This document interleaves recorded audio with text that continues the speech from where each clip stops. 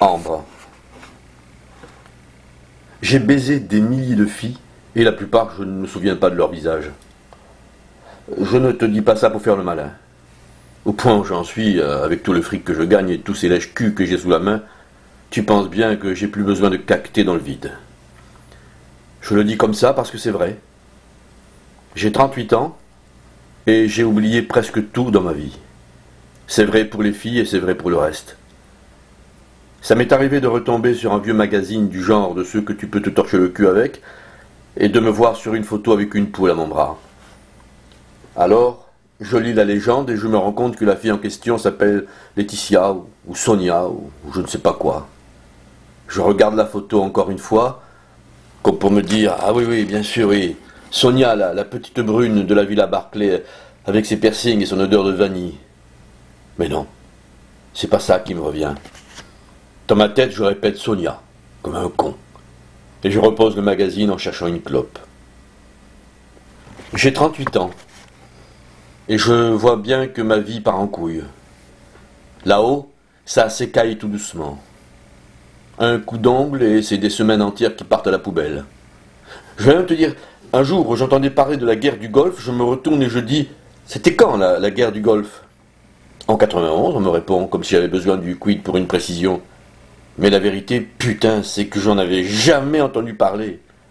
À la poubelle, la guerre du Golfe. Pas vu, pas entendu. Là, c'est toute une année qui ne me sert plus à rien. En 1991, j'étais pas là. En 1991, j'étais sûrement occupé à chercher mes veines et j'ai pas vu qu'il y avait une guerre. Tu me diras, je m'en fous. Si je te dis la guerre du Golfe, c'est parce que c'est un bon exemple. J'oublie presque tout. Sonia, tu m'excuses, mais c'est vrai. Je ne me souviens plus de toi. Et puis, j'ai rencontré Ambre. Rien qu'à dire son nom, je me sens bien. Ambre. La première fois que je l'ai vue, c'était au studio d'enregistrement de la rue Guillaume Tell. On était dans la colle depuis une semaine et tout le monde nous prenait la tête avec des histoires sordides de fric parce qu'on était en retard. On ne peut pas tout prévoir. Jamais. Là, on ne pouvait pas prévoir que le super mixeur qu'on avait fait venir à prix d'or des States pour faire plaisir aux grosses Winston de la maison de disques allait nous claquer dans la main au premier rail. La fatigue et le décalage horaire n'ont pas dû l'arranger, a dit le Toubib. Ah, évidemment, c'était des conneries, le décalage horaire n'avait rien à voir là-dedans. Le ricain avait simplement eu les yeux plus gros que le ventre et c'était tant pis pour lui. Maintenant, il avait l'air d'un con avec son contrat pour faire danser les petites Frenchies. C'était un sale moment. Je n'avais pas vu la lumière du jour depuis plusieurs semaines et je n'osais plus passer mes mains sur ma figure parce que je sentais que ma peau allait craquer ou se fissurer ou un truc comme ça. À la fin, je n'arrivais même plus à fumer parce que j'avais trop mal à la gorge.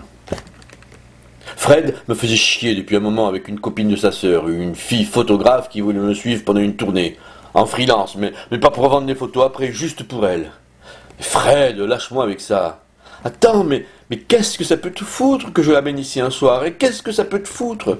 J'aime pas les photographes, j'aime pas les directeurs artistiques, j'aime pas les journalistes, j'aime pas qu'on soit dans mes pattes et j'aime pas qu'on me regarde. Tu peux comprendre ça, non? Merde, sois cool juste un soir, 2 minutes. T'auras même pas à lui parler. Si ça se trouve, tu la verras même pas. Fais ça pour moi, merde. On voit que tu connais pas ma sœur. Tout à l'heure, je te disais que j'oubliais tout. Mais ça, tu vois, non. Elle est arrivée par la petite porte de droite quand tu regardes les tables de mixage. Elle avait l'air de s'excuser en marchant sur la pointe des pieds, et elle portait un t-shirt blanc, avec des bretelles toutes fines. De là où j'étais, derrière la vitre, je n'ai pas vu son visage tout de suite, mais quand elle s'est assise, j'ai aperçu ses tout petits seins, et déjà, j'avais envie de les toucher. Plus tard, elle m'a souri. Oh, pas comme les filles qui me sourient d'habitude parce qu'elles sont contentes de voir que je les regarde. Elle m'a souri comme ça, pour me faire plaisir. Et jamais une reprise ne m'a paru aussi longue que ce jour-là. Quand je suis sorti de ma cage en verre, elle n'était plus là. J'ai dit à Fred, c'est la copine de ta sœur? Ouais. Comment elle s'appelle? Ambre. Elle est partie? Je sais pas. Merde! Quoi? Rien. Elle est revenue le dernier jour. Paul Ackerman avait organisé une petite sauterie au studio pour fêter ton prochain disque d'or. Il avait dit, ce con. Je suis sorti de la douche. Je J'étais encore torse nu, en train de me frotter la tête avec une serviette trop grande quand Fred nous a présentés. J'avais du mal à dire un truc. C'était comme si j'avais 15 ans et que je laissais traîner la serviette par terre. Elle m'a encore souri, pareil que la première fois. En me montrant une basse, elle me dit « C'est votre guitare préférée ?» Et moi, je ne savais pas si j'avais envie de l'embrasser parce qu'elle n'y connaissait rien, ou si c'était parce qu'elle me disait « vous », alors que tout le monde me dit « tu » en me tapant sur le ventre. Depuis le président de la République jusqu'au dernier trou du cul, tous ils me disent « tu », comme si on avait gardé les cochons ensemble. C'est le milieu qui veut ça. Oui, je lui ai répondu. C'est celle que je préfère. Et je cherchais des yeux quelque chose à me mettre sur le dos. Nous avons parlé un petit peu, mais c'était difficile car Ackerman avait fait venir des journalistes et ça, j'aurais dû m'en douter. Elle m'a demandé pour la journée, pour la tournée, et moi je disais oui à toutes ces paroles, en regardant ses seins en douce. Ensuite elle m'a dit au revoir, et moi je cherchais Fred partout, ou Ackerman, ou le premier venu pour casser la gueule à quelqu'un parce que ça débordait à l'intérieur. La tournée comptait une dizaine de dates et presque toutes en dehors de la France. On a fait 2 soirs à la Cigale et le reste, je mélange tout. Il y a eu la Belgique, l'Allemagne, le Canada et la Suisse, mais ne me demande pas dans quel ordre, je ne serais pas capable de te le donner. En tournée, je suis fatigué.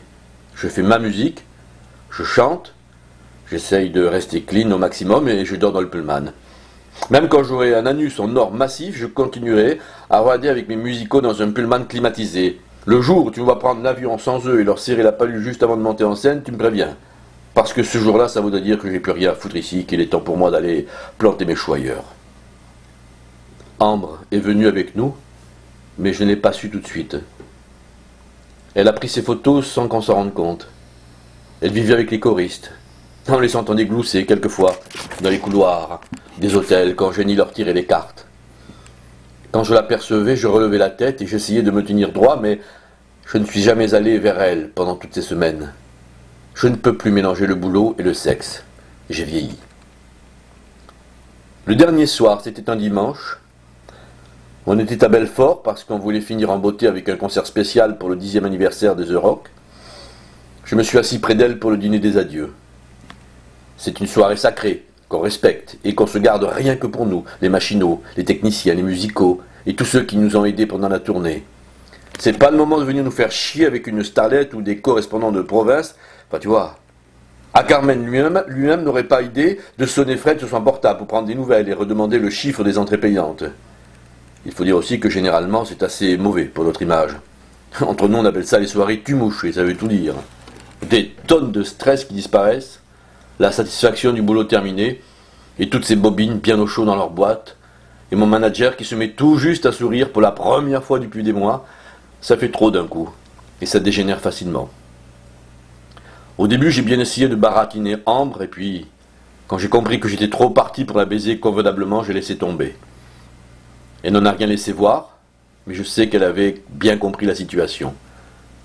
À un moment, quand j'étais dans les chiottes du resto, j'ai prononcé lentement son nom devant la glace, au-dessus des lavabos. Mais au lieu de respirer un bon coup et de m'asperger la gueule avec de l'eau froide pour aller lui dire en face « Quand je te regarde, j'ai mal au bide, comme devant 10 000 personnes, s'il te plaît, arrête ça et prends-moi dans tes bras », eh bien non. Au lieu de faire ça, je me suis retourné et j'en ai pris pour 2000 balles de partance au prix du revendeur de service. Des mois ont passé. L'album est sorti. Je ne t'en dirai pas plus, c'est une période que je supporte de plus en plus mal. Quand je n'arrive plus à être seul avec mes questions inutiles et ma musique. C'est encore Fred qui est venu me chercher avec son Max noir pour m'emmener auprès d'elle. Elle voulait nous montrer son travail sur la tournée. J'étais bien. J'étais content de retrouver Vicky, Nat et Francesca qui chantaient en live avec moi. Toutes, elles traçaient leur chemin ailleurs maintenant. Francesca voulait un album pour elle toute seule et encore une fois, je lui ai promis à genoux de lui composer des trucs inoubliables.